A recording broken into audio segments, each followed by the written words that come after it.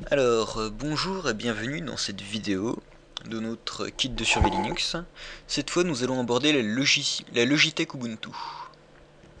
Donc avant tout, une simple question. Sous Windows, comment est-ce que l'on ferait pour installer un logiciel? Première solution, on a le CD d'installation, on met le CD et on installe. C'est une solution qui est très rarement utilisée sous Linux. Surtout que les logiciels ne sont pas compatibles pour une grande partie. Seconde solution, on va sur internet et on recherche le logiciel.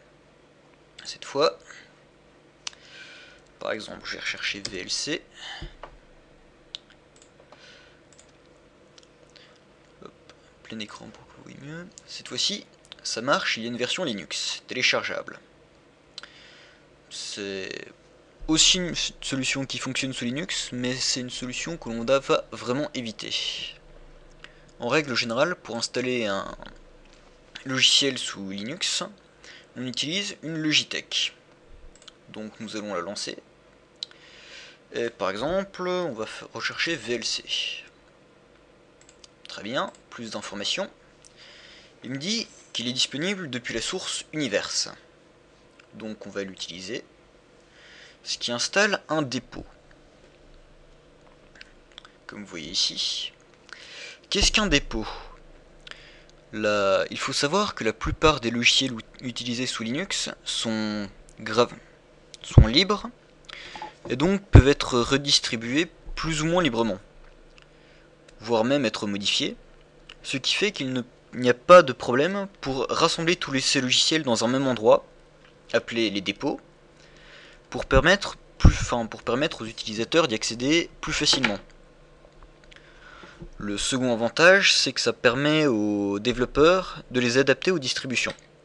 Dans le cas présent, la plupart des logiciels téléchargés via la Logitech Ubuntu seront adaptés à Ubuntu, ce qui est vraiment très pratique.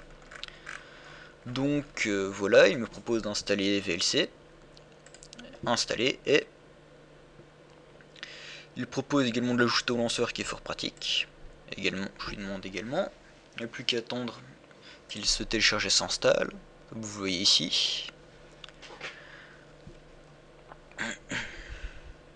Oui, c'est toujours en téléchargement. Et à la fin de celui-ci, il fait l'installation. Il dit application des changements, bref, il est en cours d'installation. Ce qui paraît peut prendre un petit peu de temps.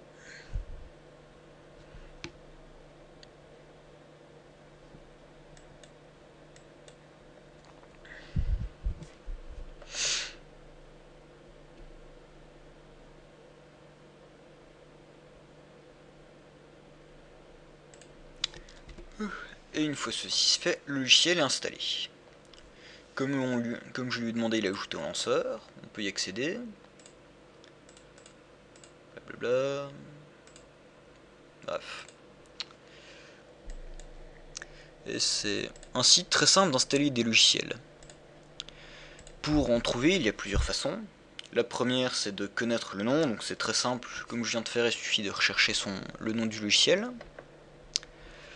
On peut également naviguer dans les catégories. Par exemple, imaginons que je recherche un jeu pour passer le temps à tout hasard. On a plusieurs sous-catégories. Genre par exemple un jeu de rôle. On se retrouve avec la liste de tous les paquets disponibles. Et à nouveau, on peut aller dessus pour obtenir plus d'informations ou directement les installer. Hop, pardon. Et à noter que si on recherche par exemple gravure ou ainsi des mots-clés, on peut trouver des informations sur les logiciels des informations qui sont marquées sur la description des logiciels. Ce qui est également très pratique pour rechercher facilement des logiciels que l'on cherche. On a également la liste des logiciels installés, ce qui permet en cas de besoin de désinstaller des logiciels pour économiser de la place ou s'ils ne servent plus.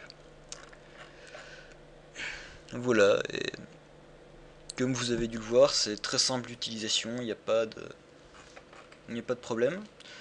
C'est vraiment un outil simple et efficace pour installer des logiciels, et je trouve que c'est nettement moins casse-tête que sous Windows où il faut rechercher les logiciels un par un, tous les installer. Bref, merci de votre attention et à bientôt pour un autre tutoriel vidéo.